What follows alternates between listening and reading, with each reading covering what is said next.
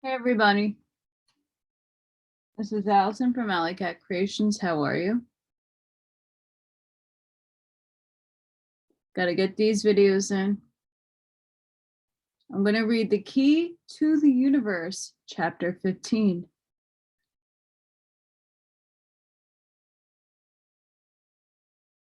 And if you watch some of my other videos, I hope you're all kind of seeing, if you listen to all of the books, and I know some of you are doing book by book,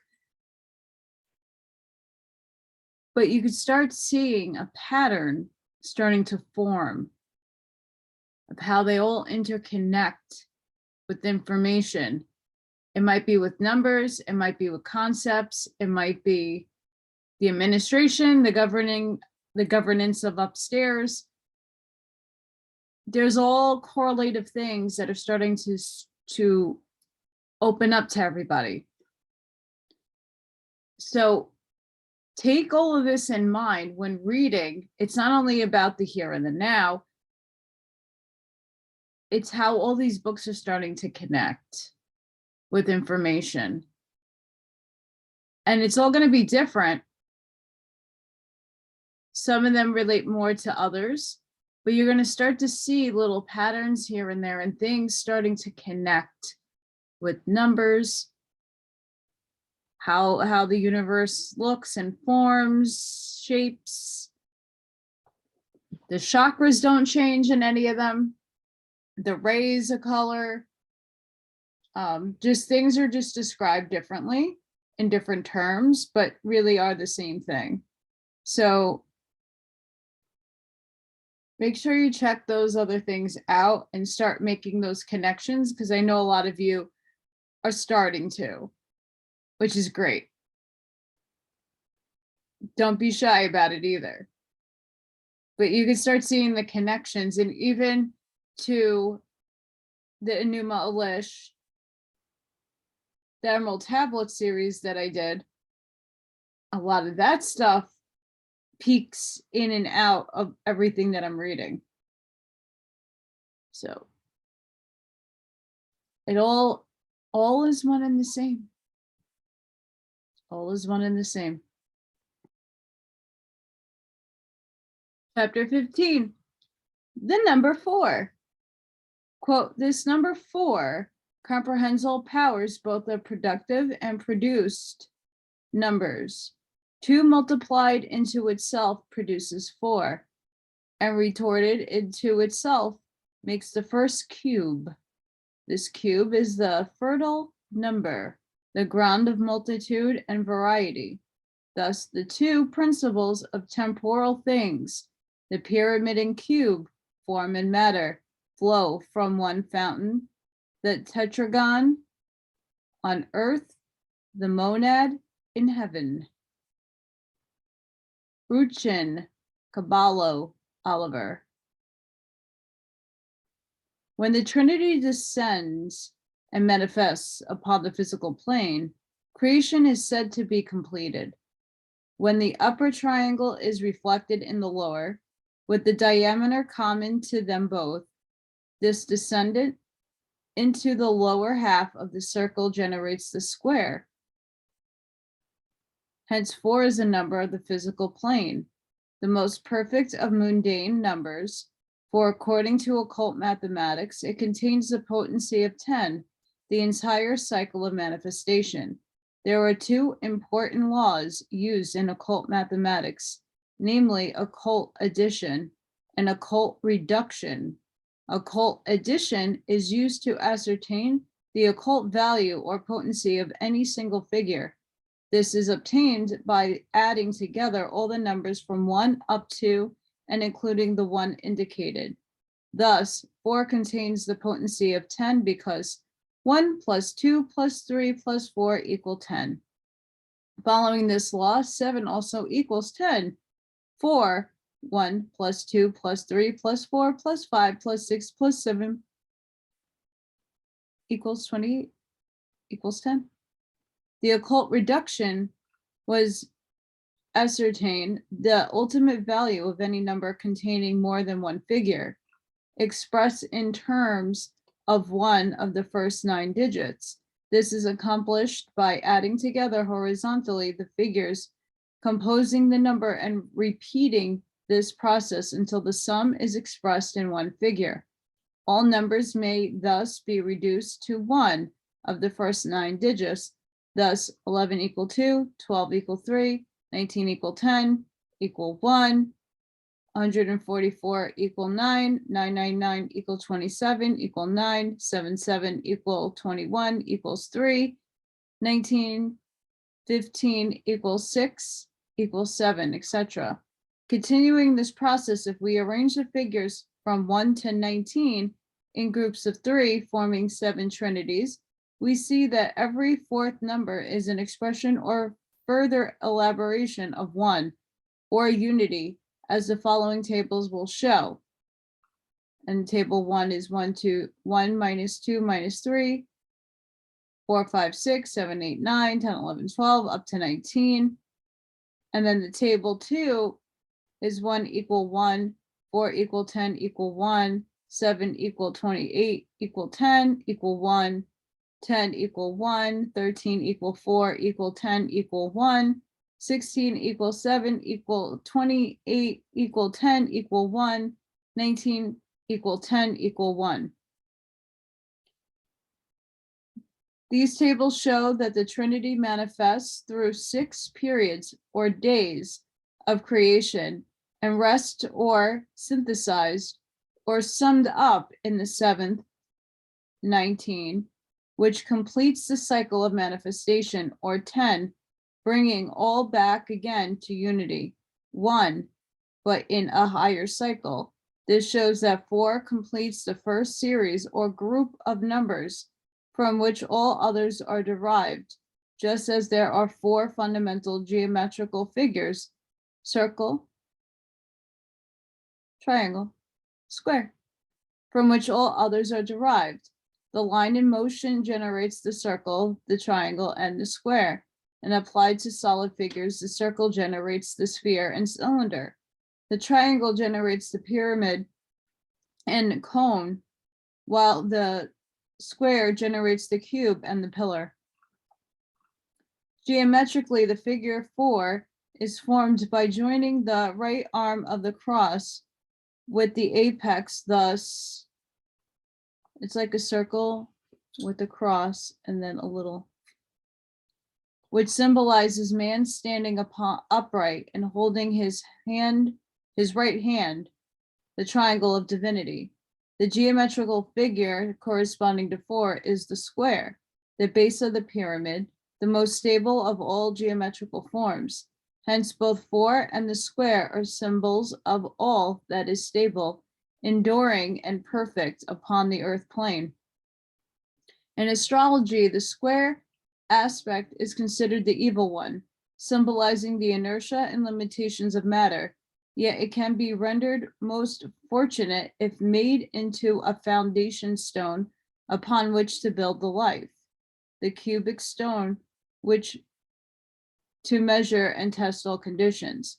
The square is generated not only by the reflection of the Trinity, triangle, and matter, but also by uniting the 4 ends of the cosmic cross.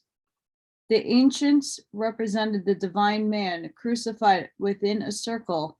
Hence, the cosmic cross represents the crucifixion, which must take place that the deity may manifest in its creations.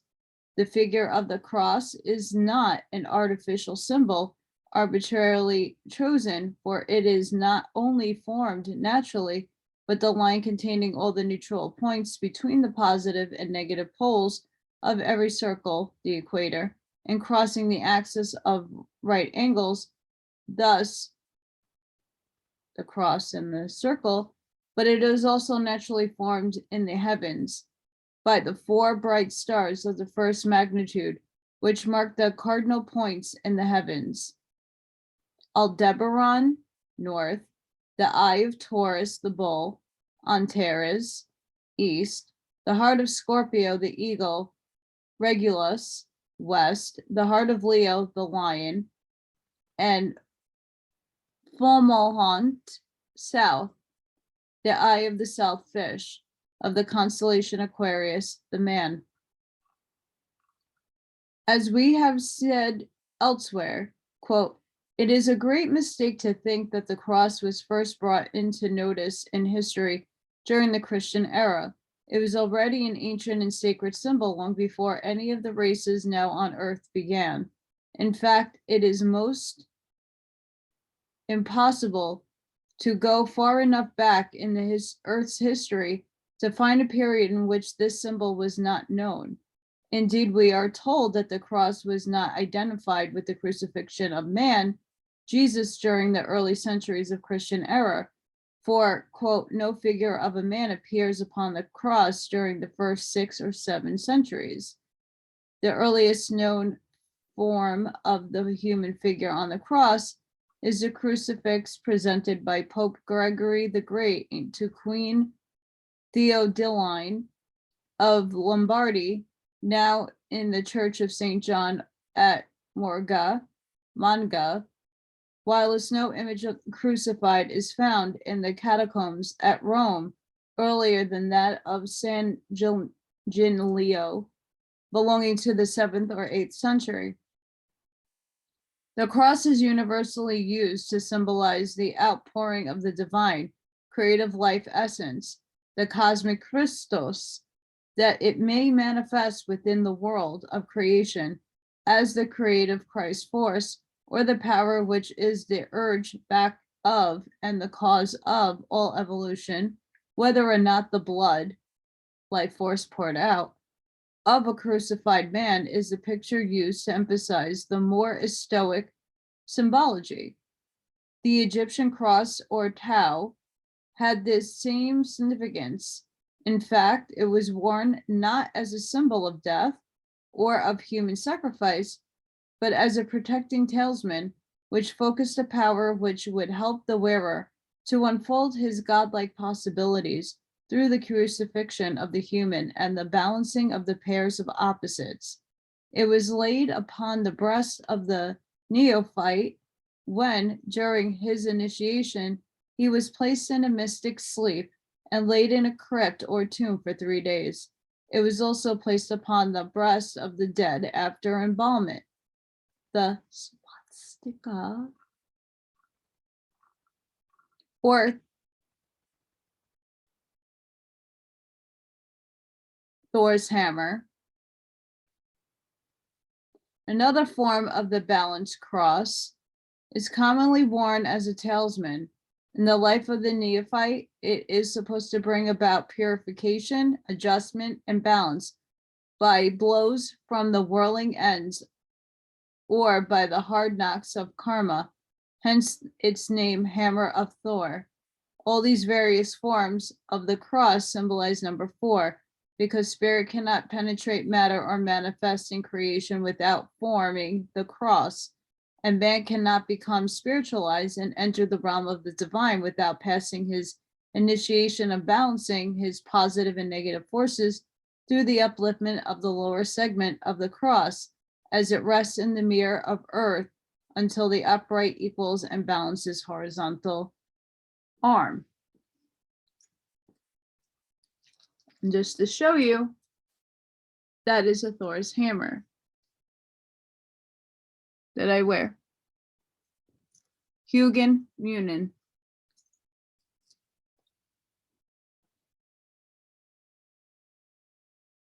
I have 2 co-hosts with me right now. I have Ethan and Morgan, which I hope they behave.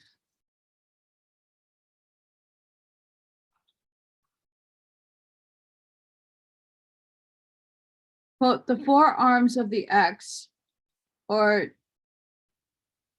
decusated cross, don't know if I said that right, and the Hermetic cross pointing to the 4 cardinal points were well understood by the mystical minds of the Hindus, Brahmins, and Buddhists hundreds of years before it was heard of in Europe, for the symbol was and is found all over the world. They bent the ends of the cross and made of it their Now, the wand of the Mongolian Buddhist.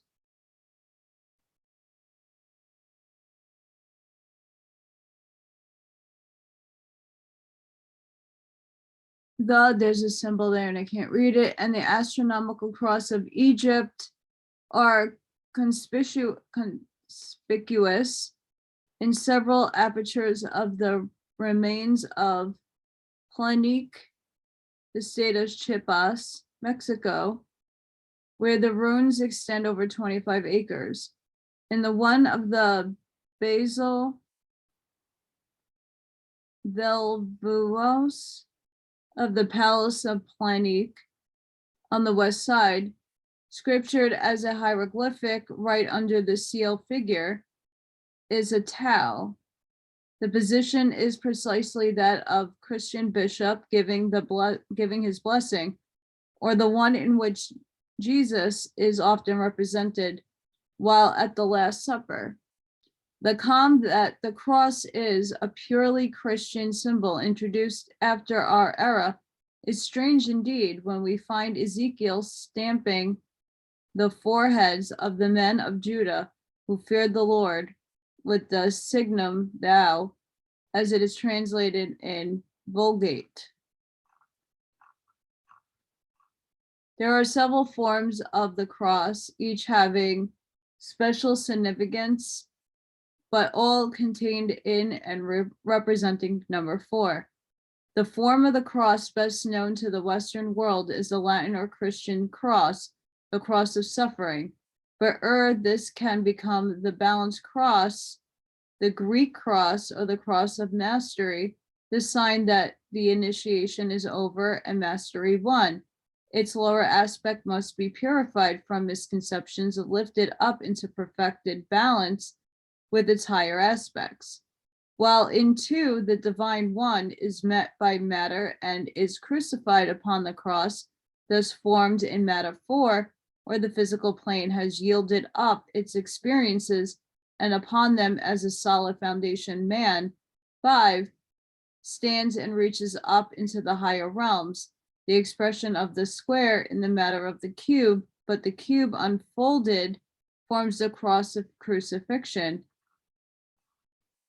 The meaning of this symbol is that the cube represents undeveloped man. The mere human personality who emanated from the one contains with him the potentialities of the divine one.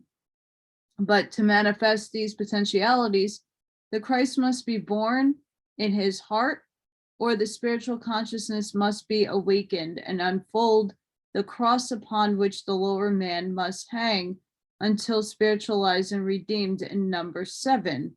This is demonstrated mathematically by the fact that 4 is arithmetical mean between 1 and 7, and 4 unfolded becomes the 7, both the 4 and the 7 containing the 10.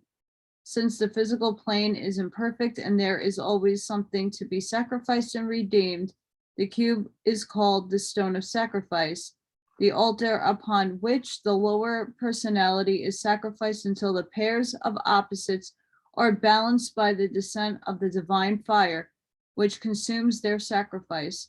Therefore, if we sacrifice knowingly and willingly, the redemption is accomplished without the suffering, which the crucifixion brings about for those who resist and refuse to work with the law. By thus working with the law of Jesus, the law of redemption through sacrifice, the cross is rolled up into the cube, and the stone of sacrifice becomes the pure white stone given to him that overcometh, the fountain stone, to a newer and higher manifestation, that upon which all must be founded, the stone which the builders rejected, but which is destined to become chief stone of the corner. The rock of ages cleft during its manifestation through man and woman, but reunited when they are united in the divine.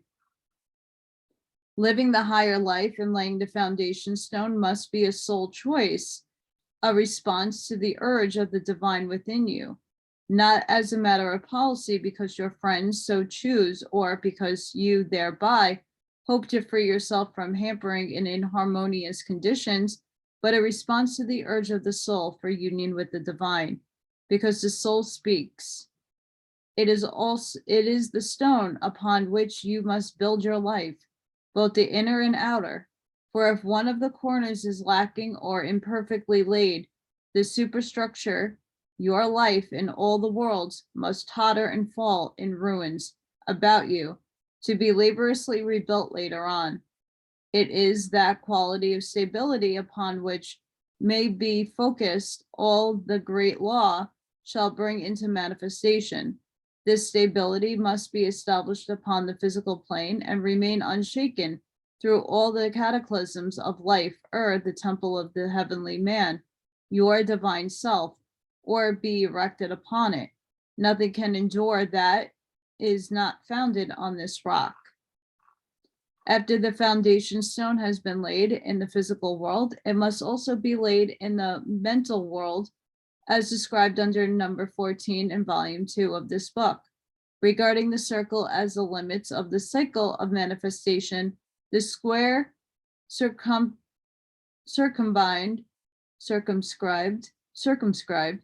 about the circle represents the New Jerusalem of the higher realms, which become reflected in the square inscribed within the circle, or the plane of its physical manifestation.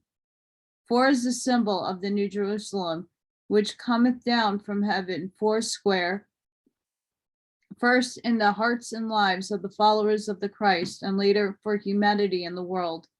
It describes as the result of the pairs of opposites which rule the physical plane, being transmuted, balanced, and squared. In other words, 4 is all that is mundane and opposed to the divine made square, with it permeated and filled with divine earth's lessons, learned and fullness of experience garnered. The New Jerusalem is described as coming down from God out of heaven, prepared as a bride adorned for her husband.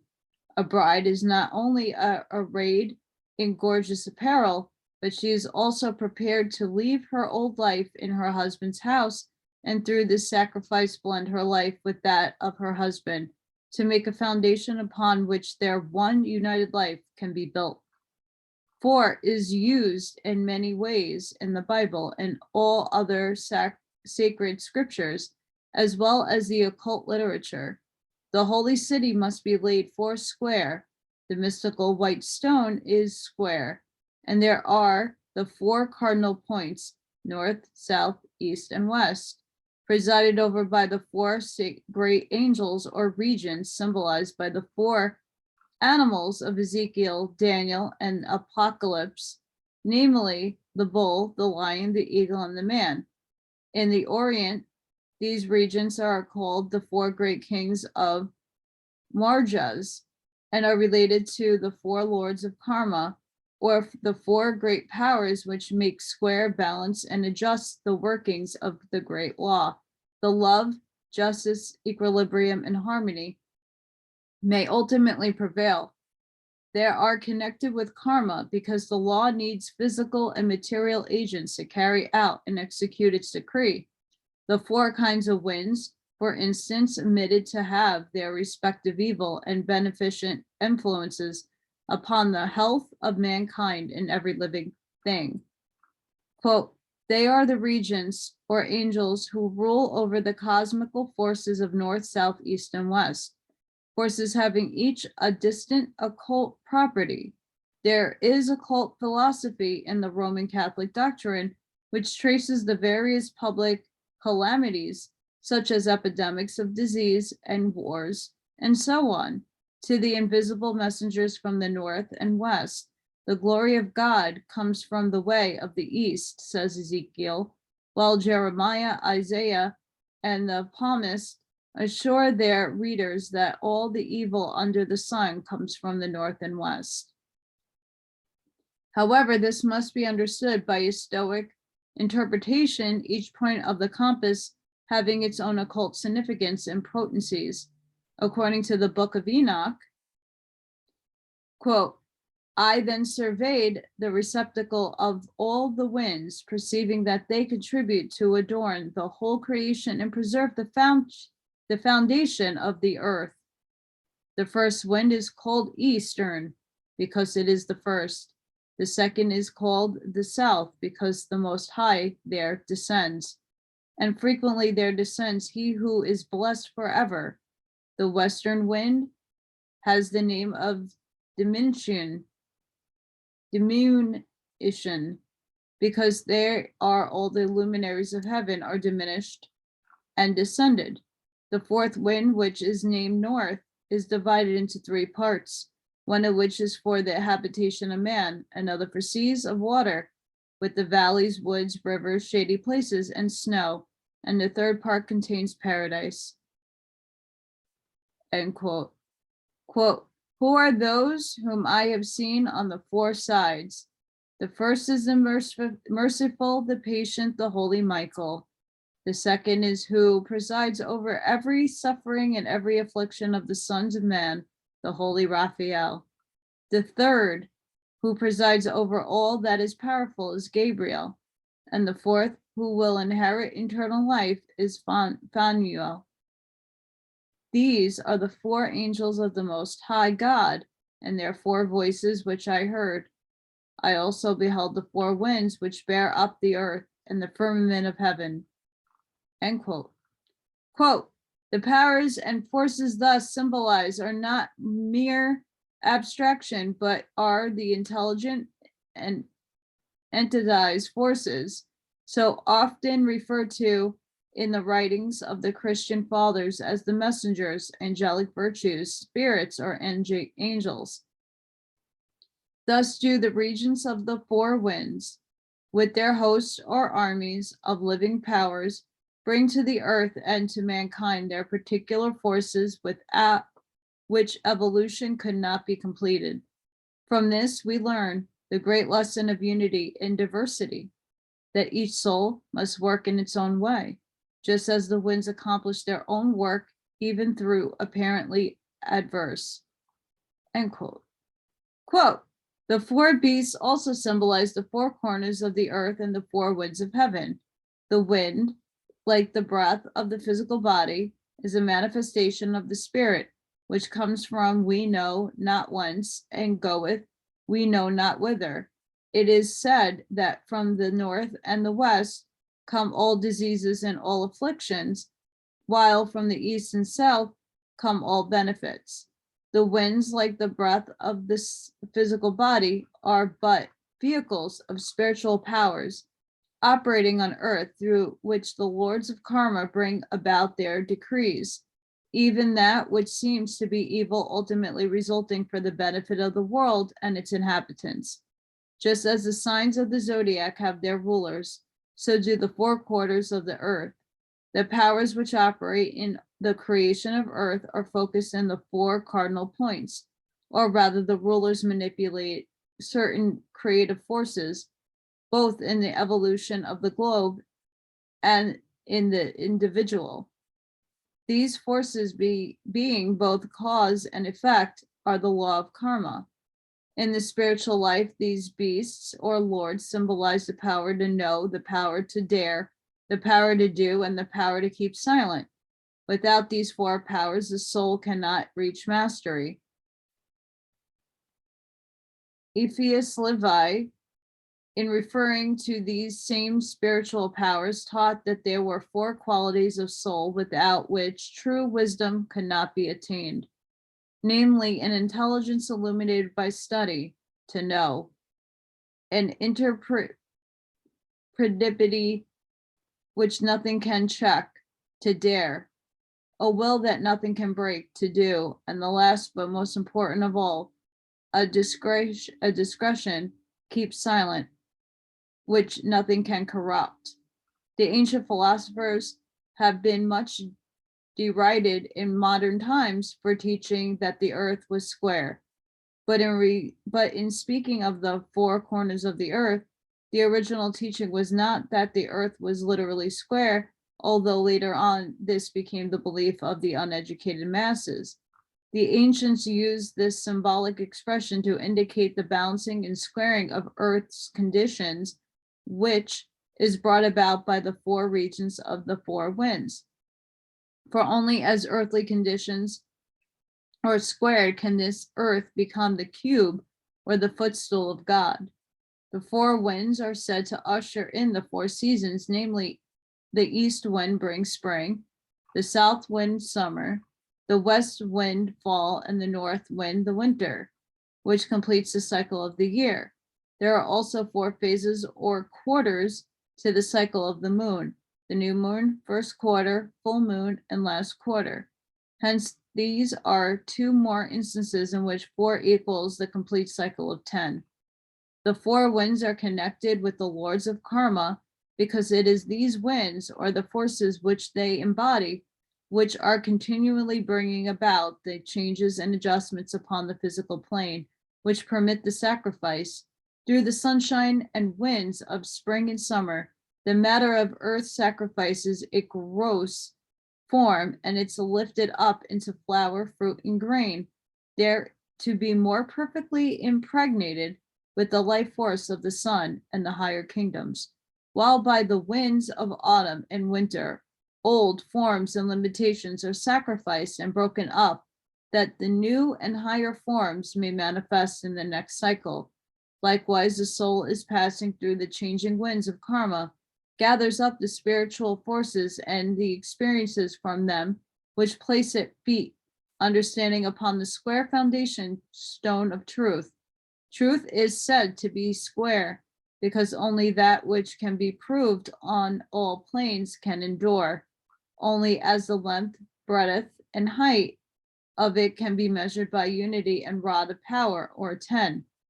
In the New Testament, the powers of the four beasts and the four winds are represented by the four apostles and the four gospels: Matthew, Mark, Luke, and John.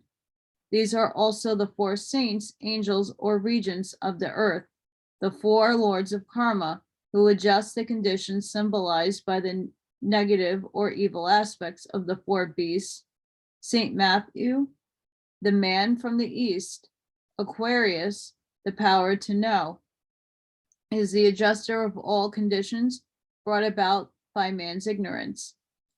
He is called the publican, or a tax gatherer, the angel who levies upon mankind tribute to knowledge, the knowledge which shall support the rule of the divine king. Saint Mark is the lion, Leo, the power to dare. By the Bible students, he is called the interpreter of Peter, the rock. He adjusts the conditions to humanity, which arise from the lack, perversion, or fickleness of love, which should be the foundation stone of the spiritual life, the rock of institution. Saint Luke the bull, Taurus, is called the physician, as the bull symbolizes the masses of mankind who toil and labor. Saint Luke adjusts the condition brought about by the improper use of enslavement or labor. This he accomplishes or heals through the power of attainment, through patient perseverance, the power to do. Saint John the eagle, Scorpio, the power to keep silent, is called the beloved disciple. He adjusts the ills resulting from the stinging power of the scorpion, sexual desire, by lifting it up above the earth to soar in the higher realms. In other words, when the stings of the scorpion are healed, or the lessons resulting from the perversion of sex are learned, the creative force, which is symbolizes rises upward on eagle wings toward the sun, becomes divine love, the beloved of the Christ. Woo! That was a lot, but really good. Chapter 16, the number 4 continued.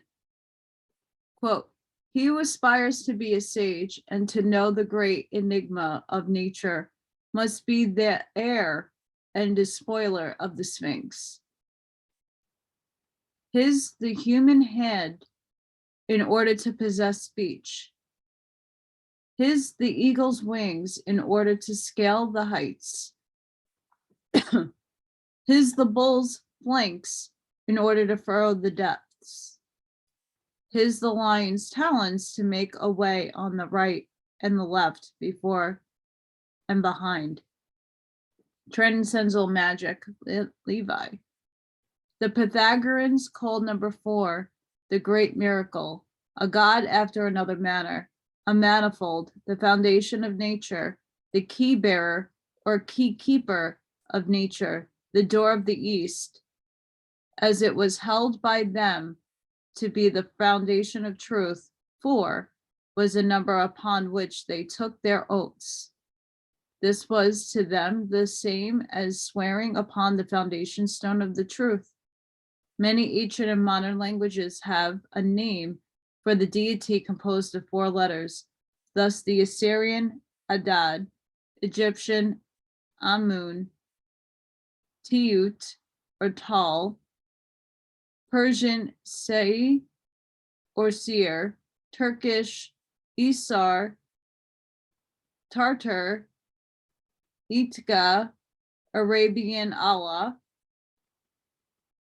Samaritan Jab, Greek Theo, Latin Deus, French Day, German Gott.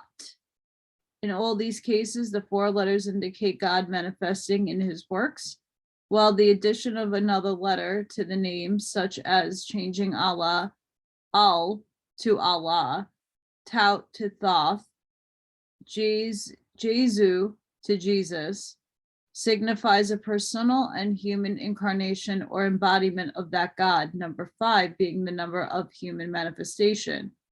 An ancient legend relates that when God created the 4 cardinal points, he left the north unfinished, saying, quote, "If any be equal, let him finish it," end quote.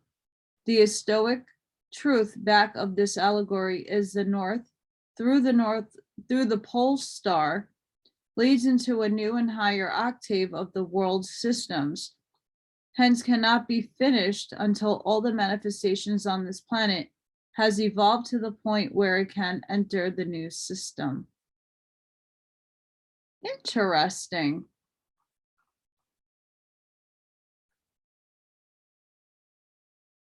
Efles Livy connects the 4 symbolic beasts with the 4 magic elements and elementary spirits as follows. The magical elements are in alchemy, salt, sulfur, mercury, and azoth. In Kabbalah, the macro phosphorus and the 2 mothers. In hieroglyphics, the man, eagle, lion, and bull. In old physics, according to vulgar names and notions, air, water, earth, and fire. But in the magical science, we know that the water is not ordinary water, fire not simply fire. These expressions conceal a more recondite meaning. Modern science has decomposed the 4 elements of the ancients and reduced them to a number of so-called simple bodies. That which is simple, however, is the primitive substance, properly so called.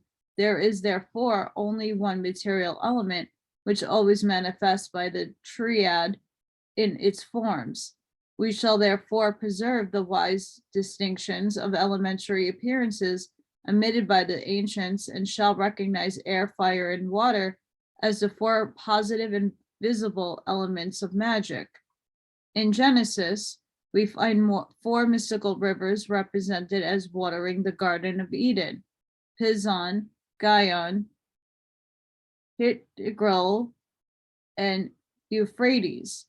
Taking Eden as a symbolic reference to the body of man, these 4 rivers correspond to the 4 great arteries proceeding from the heart, which carry the purified blood to the 4 regions of the body indicated. The first river, Pison, whose meaning is joined together as one, which compasseth the whole land of Havilah, refers to the immonate artery, which is formed by the right subclavian and the right common corduroid arteries join as one. The meaning of the word Havilah is to bring forth, to form, create, to supply strength, all of which vividly portrays the offices of the brain and right arm and head, which are supplied by the river of blood. The river Gihon, signifying to run out, to burst forth into thought, refers to the left common corduroid artery, which supplies the left side of the brain and head. The third river, Hiddekel, meaning free flowing, refers to the left subclavian artery, which supplies the left arm.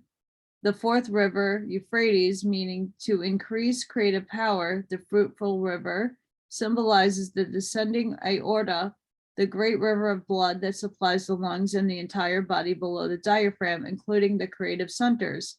Thus, the four rivers water the whole land of Eden.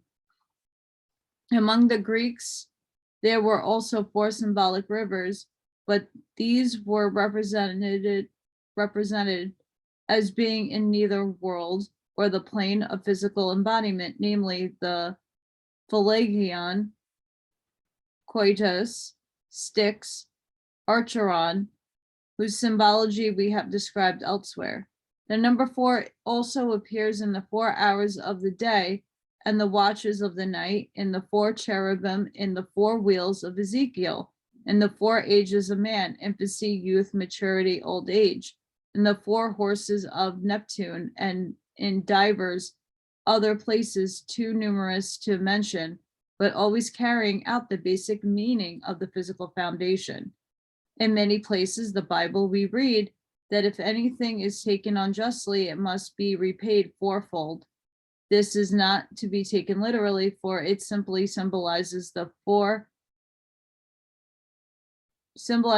the injustice must be squared, or that the 4 lords of karma must each be satisfied, or the adjustment made on the 4 planes, the earth, the psychic, the mental, and the spiritual, by the synthesizing power of the spirit. This is the key to the workings of the law of karma. The children of Israel are represented as wandering 40 years in the wilderness. A wilderness is not a desert, for it may embrace beautiful mountains, forests, and streams. It is simply a region that has been left to nature and is uncultivated. If we regard the story of the wanderings of Israel as historically true, there are many facts hard to reconcile.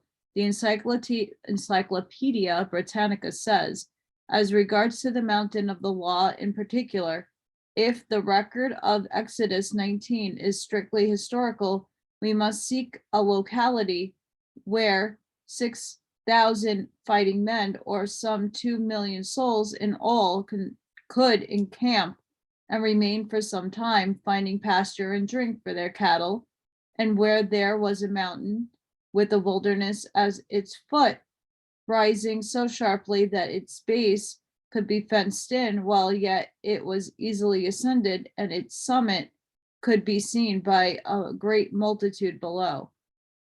Where then was this mountain? It is therefore plain that the whole story is an allegory. The wilderness is a nature or ungenerated world. The children of Israel are those of God's people who are led out of the darkness of ignorance and the slavery of the senses by the inspired prophet or lawgiver, and who are following the great law through the wilderness into the promised land. All the adventures described will be found to express experiences in the unfolding spiritual life. The 40 years are composed of 4 complete cycles of 10 in this allegory called years, but called days when referring to the 4 periods of fasting, which Jesus is represented as passing in the wilderness. Those who are seeking the promised land and to climb the holy mount must wander during the 4 cycles until learn 4 fundamental lessons concerning the law of divine love.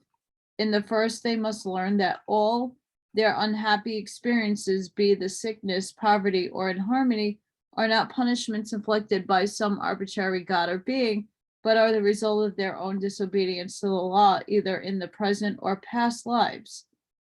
In the second, they must learn that the law of love can so order their physical bodies that in their flesh they shall see God, that all sickness is the ultimate result of rebellion against the law, but personality and through the race thought. In the third, they must know something of the interpenetration of the various planes of existence, how to protect themselves from undesirable influences from the astral plane, and also recognize their duty to themselves, their fellow men, the lower kingdoms and elemental forces, in fact, to all things over which man was given dominion. In the fourth period, they must pass a cycle of testing and proving, during which all they have learned in the third period is put to the test and proved. When the same symbol is used in connection with the 40 days of fasting in the wilderness, it deals with a different phase. Here we find the Christ man who has decided his life to the uplift humanity, driven by the Spirit into the wilderness. Thus, we advance souls driven into the wilderness of the outer life by Spirit through their love of humanity and their desire to help. Once having incarnated in the wilderness, to a certain extent, they forget their high mission and find themselves fasting and alone, seemingly forsaken. They must fast until they learn that even though they have the power to turn the stones into bread, still they do not live by the bread alone, but by every word that proceedeth out of the mouth of God. For the dense physical stage of human evolution, symbolized by the stones, cannot nourish the Christian man until, instead of being a stone, it has become the Word made flesh. Thus, they pass 4 cycles of fasting, first trying to feed their spiritual hunger with the joys of the material world, but finding that the mere possession of things can never satisfy the soul hunger.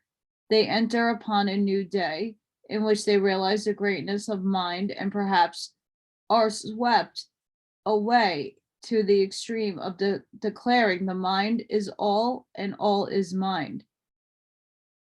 They now seek in the intellectual conceptions of the mental realm, in subtle philosophies and metaphysical speculations, to appear the hunger of their souls. But sooner or later, their souls find that they are still feeding on the husks and still fasting from the true spiritual food, which alone can satisfy. They seek satisfaction in the physical phenomena which their intellectual search has brought to their attention. At first, perhaps their hunger is appeased by the phenomena of seance and messages and platitudes from their departed friends, and anything that will lift their consciousness above the material and mechanistic concept of life. Later, this proves to be but a mental diversion, although it is training which enables them to appreciate the real spiritual bread of life, which must come from the Christ within and not from without, not even the disembodied. Thus they pass the 4th day or cycle in proving that none of these things brings soul satisfaction. By this time they are hungered, and only then do the angels, messengers of God, not disembodied mortals, come and minister unto them. Many sincere students are to be found in each of these cycles, but if they are all earnestly seeking spiritual food, they are not to be condemned or even looked down upon by those who are taken a step higher. Perhaps number 1, except the soul who has reached the 4th day, will pass through all phases of fasting in one life, but every soul will pass through either longer or shorter expressions of these periods. The day periods are those in which enthusiasm fills the soul, and the things it feeds on seem all satisfying for the time being. The night periods are those in which the former food is no longer satisfies and the soul is truly hungry and unsatisfied. There are 4 natural classes of humanity corresponding to the 4 main divisions of the grand man, in one of which all mankind finds expression. These great divisions or castes are not arbitrary classifications, but are expressions of the 4 characteristic forms of human activity. Among the Hindus, the grand man is called Brahma, and the four classes are said to have sprung from his body as follows. From his head sprang the natural teachers, the philosophers, scientists, and priests, Brahmins. From his arms sprang the natural warriors, soldiers, rulers, and executives, Krishnas. From his body sprang the natural husbandmen, purveyors, and merchants, Vishyas, and from his feet those obtained fit them only mechanical and manual labor, Sudras.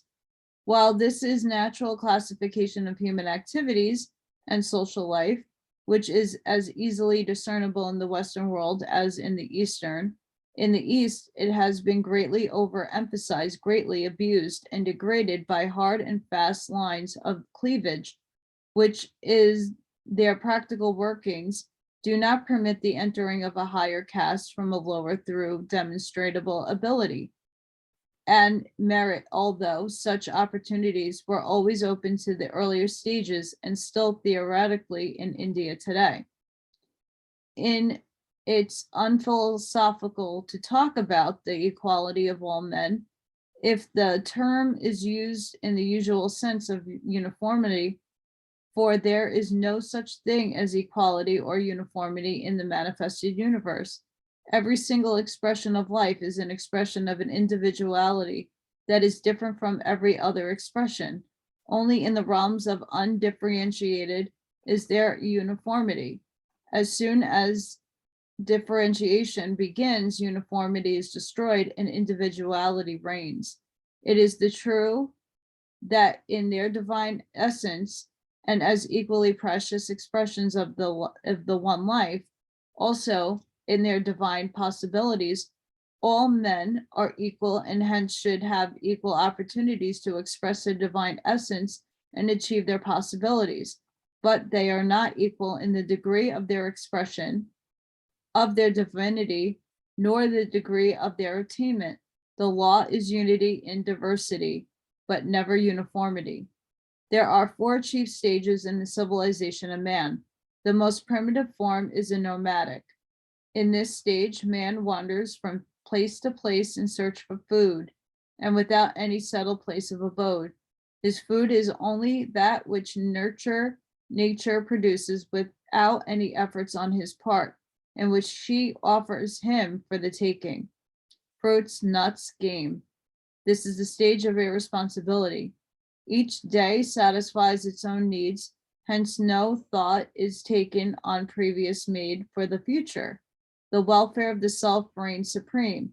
In this rudimentary stage of intellectual and spiritual unfoldment, man's highest conception of the divine is the mighty and ever successful hunter. Density 1. The second stage is the pastoral. In this stage, man has grasped the idea that he can secure his food more easily by taming animals and raising them in flocks and herds than by having to hunt an individual animal every time he needs food. While he's still more or less of a wanderer, changing his abode with the needs of his flock and herds, yet he is more settled than in nomadic stage, for his wanderings are only within a limited area. Although little provision is made for the future except to prepare for and take advantage of the seasons, still responsibility, forethought, and the beginnings of unselfishness are being developed. In this stage, man's highest ideal of the divine is a tender and loving shepherd. 2. As the pastoral wanderings of migrations become more restricted, man's established a corral for his herds, a corral, finds a more permanent home and begins to cultivate the soil. Thus he passes into the agricultural stage, founds a permanent home, accumulates possessions not easily kept under tents or transported in caravans, and begins to cultivate the arts. In this stage, responsibility must be assumed, forethought taken, and preparation made for the next year's crops. Also, since provision must be made for the family and domesticated animals during the winter seasons, Man is forced to develop more unselfishness by providing for others. In this stage, his ideal of the divine is that of a husbandman or loving head of the household, or father, and his idea of heaven is a mansion in the skies, a home in blissful realm of perpetual summer with swinging dancing. Overgrowth of population in a fixed position necessitates a division of labor. Hence, there next ensures the industrial period, which evolves into the scientific stage. Man now realizes that no individual can live his life to himself alone or without considering and affecting others. He therefore begins to develop cooperative efforts for the best good to all, although still giving full scope for the expression of individuality within the unity of the whole. As such operation requires greater individual responsibility and still greater unselfishness on the part of the individual. In this stage, unselfishness reaches its highest expression. Greater love hath no man than this, that a man lay down his life for his friends. In this stage, man's highly developed intellect and spiritual unfoldment shows him that the physical world is but an imperfect materialization of which is immaterial. Hence, his ideal of the divine is all-pervading and life-giving spirit, whose urge to manifest the ideal is the cause of all manifestation and all evolution, that the manifestation and the ideal may become one or complete its cycle by returning to its source. Let number 4 remind you also to be honest and square with your fellow man, with yourself, and with God.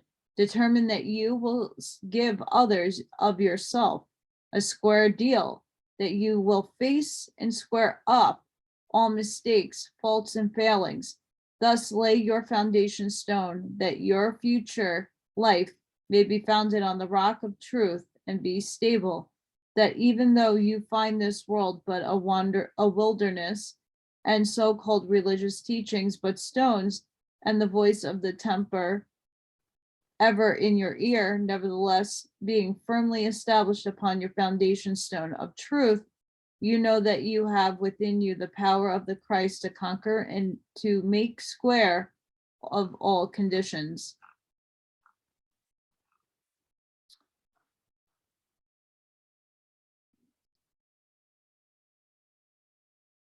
Chapter 17, the fourth letter, Del. He produced Del and referred it to the fertility. He crowned it, combined and formed with it the sun in the universe, the third day of the week, and the right nostril of man, Sefer Yetzirah. The fourth letter is Deleth, the third of the 7 double letters. It is combined with the sun and referred to fertility. The sun has double aspect in the while in its positive aspect, it is the fructifying power which stimulates fertility. In its negative aspect, it scorches, kills, produces purification, and causes the opposite of fertility or sterility. Daleth is called the womb, for it is the feminine first cause, just as Alf, or number 1, was the masculine one first cause. In the Alf, the divine is incorporated in the man as Adam. In Beth, it finds its home or rest in feminine principle, Eve. And in Gimel, we have the son or offering. In another sense, Alf represents man, Beth the home of his soul, and Deleth the offspring. Hence, in the fourth letter, we return again to the first creation, for 4 = 10 = 1. Therefore, Delph is both the womb and a door, which was open only after the first creation.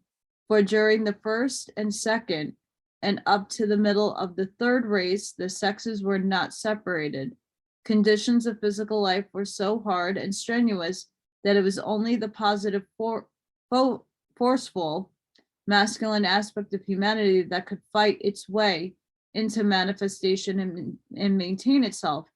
By the fourth race was reached conditions had so evolved and modified the woman was able to maintain herself as a separate being and become the foundation womb for the succeeding races. The Greek form of Daleth is delta, a triangle resembling a tent door.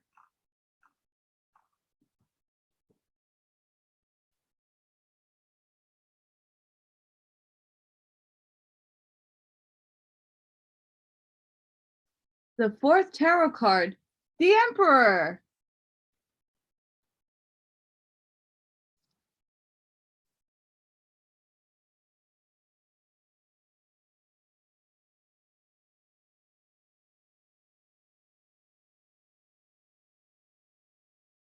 The fourth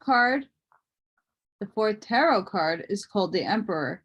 It agrees with the letter Dale, which, as we have seen, is both the womb of nature or the rejuvenated earth, fructified by the sun that it may bring forth, and is also the offspring or that which is brought forth.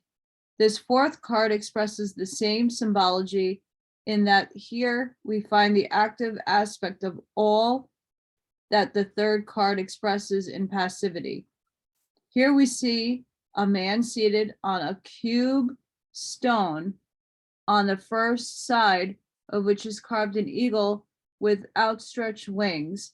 The stone is a square foundation stone, which may be established both in the individual and humanity, ere the emperor can take his seat and rule his domain.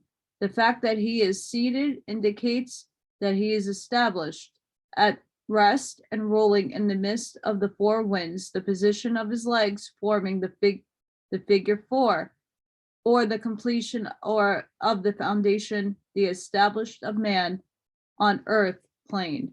The eagle is the power of the sex uplifted or Scorpio transformed. The eagle as a symbol of one of the four cardinal signs indicates freedom and aspiration, the true freedom which has risen out of the limitations of sex and drawn its creative force from the sun. That it is engraved on the cubic stone indicates that only where man and nature are squared can the spiritual sun become the creator. Only when the New Jerusalem comes down from heaven, four square, will we find no night there. For the law of thy good shall be the light thereof. The scepter bearing the sign of Venus, which the emperor holds in his right hand, symbolizes his ability to rule both the force within himself and within his empire, the world, through the Venus power of love. Being held in his right hand shows that it is the active vivifying principle that is being used. In the left hand, he holds a globe surmounted by a balanced cross, symbolizing that it is through the power of the balanced cross that he rules. Also being held in his hand shows that only through the feminine power of love can he balance spirit and matter and gain the power to rule the globe. The emperor is bearded, and upon his head is a helmet containing 12 points. This is the man's crown of life, subject, however, at the fourth step to the forces operating through the 12 signs of the zodiac. The fourth commandment, quote, and on the seventh day, God ended his work, which he had made, and he rested on the seventh day for all his works, which he had made, and God blessed the seventh day and sanctified it, because that in it he had rested from all his work, which God created and made. Genesis. Since the study of numbers revealed the fact that 4 is the number of the physical plane of stability, of the foundation stone upon which our spiritual structure must be reared, we are not surprised to find the fourth commandment dealing with the seventh day, whose ruling planet Saturn is the planet which expresses the characteristic of number 4. Quote, remember the Sabbath day to keep it holy. 6 days thou shalt labor and do all the work. But the seventh day is the Sabbath of the Lord thy God. End quote. Exodus. We might well expect the fourth commandment to apply solely to man's physical well-being. Yet while the literature interpretation is valued as a hygienic measure, its meaning cannot be relegated entirely to the physical plane, for it has correspondence on all planes. The seventh or Sabbath day, the day of rest after the sixth day of labor, should not be confused with the first day of the week's activities, Sunday, the Lord's Day. It is a misunderstanding of terms and a desire to exalt the day appointed for worship. In the new dispensation, that has led to the Christians to combine the day of rest with the first day of their day of worship, while the Jews adhere to the seventh day. The term Sabbath is derived from the Hebrew word for rest, Sabbath, a day that was observed to commemoration of the day on which God rested after the sixth day of creation, the seventh day. In the Gospels, the term Sabbath always indicates the seventh day of the rest, the Lord's Day remaining quiet, distinct until the 3rd century. The dictionary tells us that in the Middle Ages, Sabbath always meant Saturday. According to the elder Disraeli, it was first used in England for the Sunday in 1554. And since we know that the 6 days of creation are symbols for 6 vast evolutionary periods, so we must look for a symbolic meaning for the 6 days of labor. Each day of the week has a characteristic powers, forces, and significances which should be observed. These are quite as distinct as the forces manifesting during the various seasons and varying according to the characteristics of planetary deity ruling the day. In the 4th commandment, we are dealing with the day of rest after the 6 days of activity. Saturday, or Saturn's day, in one respect, Saturn is the same as Chronos, or time, and is represented by the circle, or a serpent swallowing its tail. Saturn is also the ruler who represents stability, repose, rest, and also form. If we remember that Saturn is spoken of as Alpha and Omega, the beginning and end, the first and the last, we will see at once that the 1st and 7th days represent the 2 extremes of the same force, or the head and tail of the serpent, which must meet to close the cycle or circle. Time ultimately brings about a literal, although often perverted, manifestation of every symbol and historic truth. As we draw toward the close of this present cycle, we find the Western world, the meaning of the 7th day, literally swallowed up in that of the 1st, but both the necessary if we would progress. The serpent needs a tail as well as a head if we are to lift it up into a rod of power. If the head is allowed to swallow the tail, it indicates lack of progress, for it forms a closed circuit around and around, which we will circle perpetually. But if both head and tail have their proper places, we can lift it up the serpent's head and form a spiral along which we can enter a higher plane and a new day of experience and expression. The sun's day, or the Lord's day, is the day in which the Lord or law sends forth the divine light of the first God into manifestation.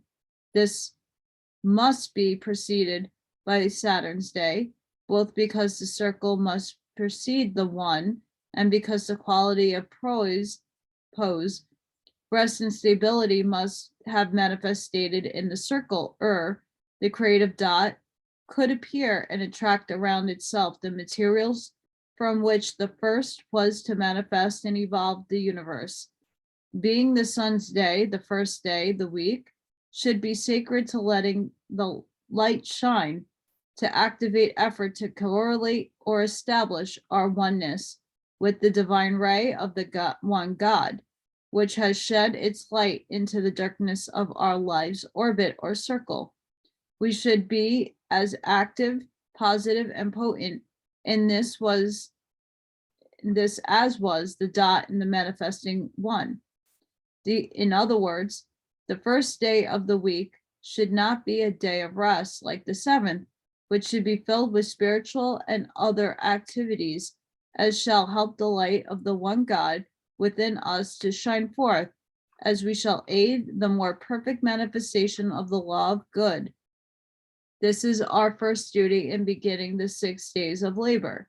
Saturn is described as the first planetary deity to go forth from the bosom of the infinite, that he might establish the boundaries of the circle within which the universe was manifested, and created the stability upon which the subsequent manifestation might rest, and upon which the forces of the other planetary deities might focus to bring about the subsequent evolution. Hence, Saturn is called both the initiator and the tester, who determines the degree of stability of our foundation before each advance is attempted.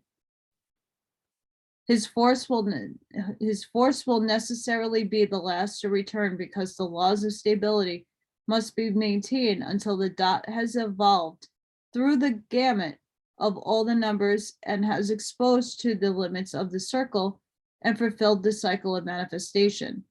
The command to rest and acquire stability is therefore an imperative and fundamental law of every form of manifestation, for it represents the completion of a certain phase or cycle of activity.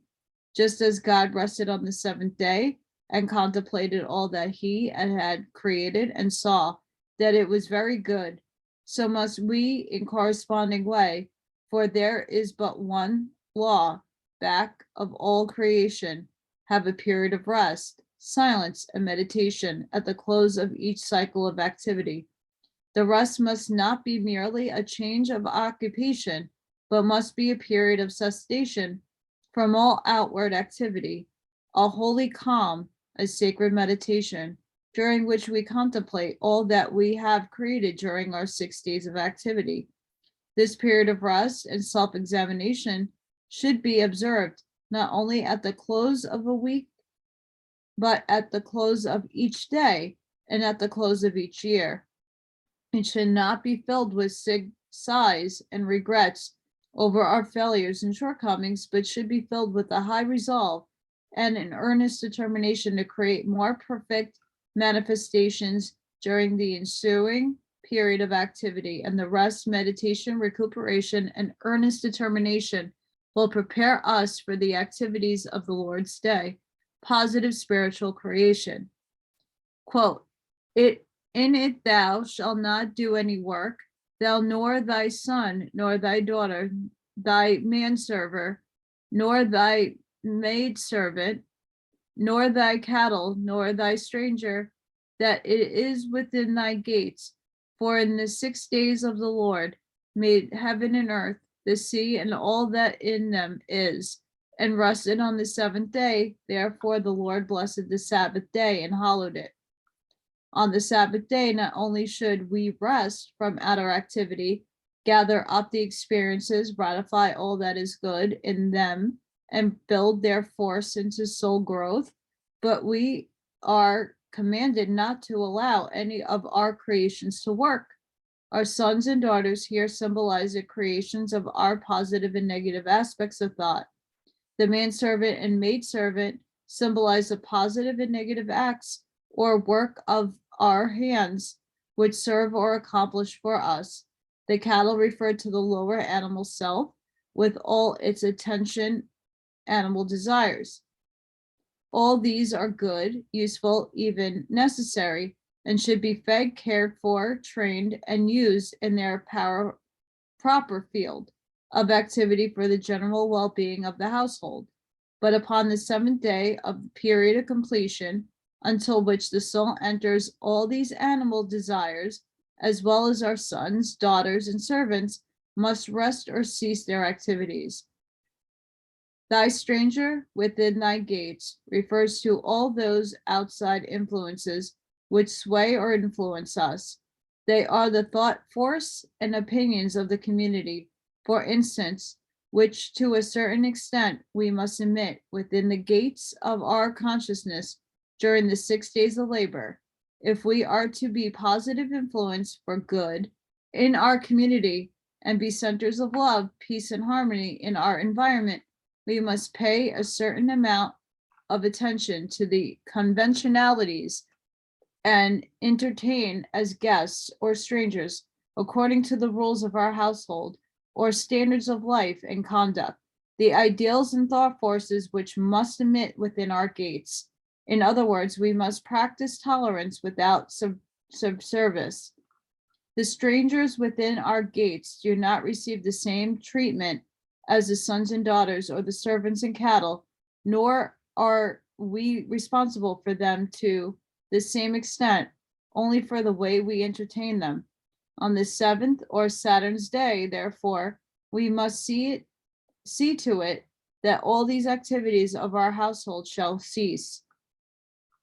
In other words, by the time we have reached our Sabbath, or the 7th great cycle of our manifestation, and in a lesser degree at the close of each 6 days of activity, we should have been able to so correlate with the force of Saturn that we have established a place of peace, of stability and rest, a firm foundation upon which to stand and meet Saturn in his aspect of the tester, so that we can still stand still, poised, undismayed, and at rest, while the creations of our 6 periods of activity are being scanned, weighed, and judged.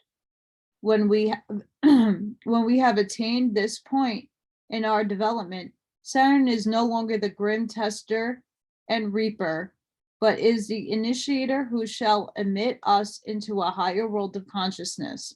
The first step is to follow the 4th commandment and observe the Sabbath day and keep it holy in our outer as well as our inner lives, and prepare for the act of worship on the Lord's day.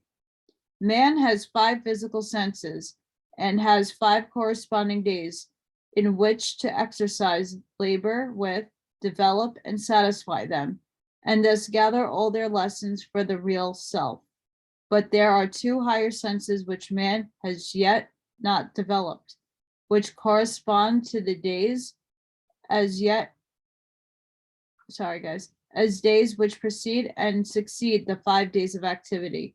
Man can reach his great Sabbath or period of perfect rest and stability only when he has developed these 2 senses, but to develop them, he must follow the rules and lay down and arrange for the definite periods of rest, relaxation, and silence and meditation. All growth and development proceed in rhythmic ebb and flow or cyclic periods of activity and inactivity, day and night, summer and winter. Saturn's day is the period of rest. At the turn of the tide, like the boundaries of the circle, it sets limits to the periods of activity. It is like the arm of God reached out to the force of all things to observe periods of rest, as the night forces us to cease from physical labor, for without it, all would soon become exhausted. The positive aspects of the life force cannot be absorbed, whether from our food or in other ways. While the organism is tense in the act of work, all is then expressed giving out, it even being injurious to work directly after a hearty meal. Therefore, to renew our forces for another period of activity, a period of relaxation and rest is vital necessity. At some time during our cycles of manifestation, even in the minor cycle of the day and night, we must enter the silence and renew our forces. If we refuse to do so voluntarily, say by remaining awake and active during night periods, we will soon lose our life forces, and ultimately great Saturn will compel us to enter upon a period of inactivity that is so long that the organism from which we have withdrawn cannot maintain itself, and we therefore call this period of enforced rest and silence physical death.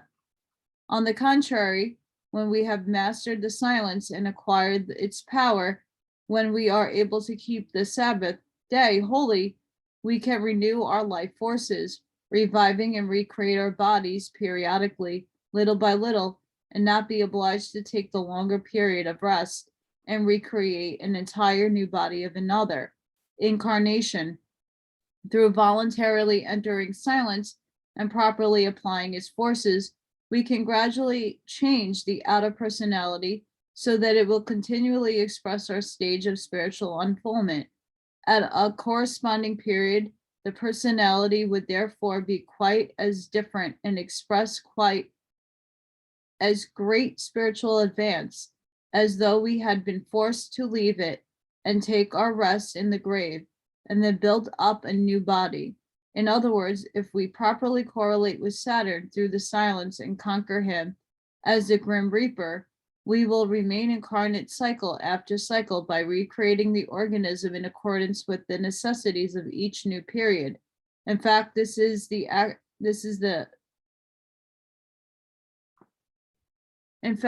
actually done by those who have entered the higher stages of mastery and developed two higher faculties, yet who still desire to retain physical vehicle. But of course, to one who has obtained such control of the life force, the mere possession of the physical body does not confine him to the physical plane, nor does it make flesh on earth prison house. This is the great truth back of the doctrine of regeneration and immortality in the flesh. The Sabbath day, therefore, means a period in which we are to rest, meditate, and enter into oneness with all creation, to vibrate in unison with all planes of manifestation, to commune with the one God, the union, with whom is the object of our evolution. Therefore, the law blesses this period and hallows it or makes it holy, for it enables us to enter into oneness with the whole. Woo! That was a lot. That was a lot and very long, but most necessarily needed. So we went over the Emperor, card 4. My goodness. Amazing. And that last paragraph nails it. Absolutely nails it. I'm going to leave it there. Next time we're going to go over the number 5. I'm putting sending each and every one of you love and light. Please consider helping me out with a love donation. I can only continue doing this if I get help from others. Otherwise, I am in destitute. Things will be shut off by probably the end of the month into May. I'm asking for a miracle. If anybody has a job that you think I could do, please send me an email. I would love to. I'm hands-on. I don't have lots of skills in certain things, but I'm certainly able to learn. Please help me, help you, help the universe and humanity. I need some help. I'm reaching out each and every one of my videos. I'm at a loss, and I can't continue like this anymore. So I'll see you on the next one. This was an amazing read, really long, but very worth it. And that was like a marathon for me. So I hope all of you enjoyed it. Have a great night. Love and light to each and every one of you. Praying for everybody. Have a good one. Bye.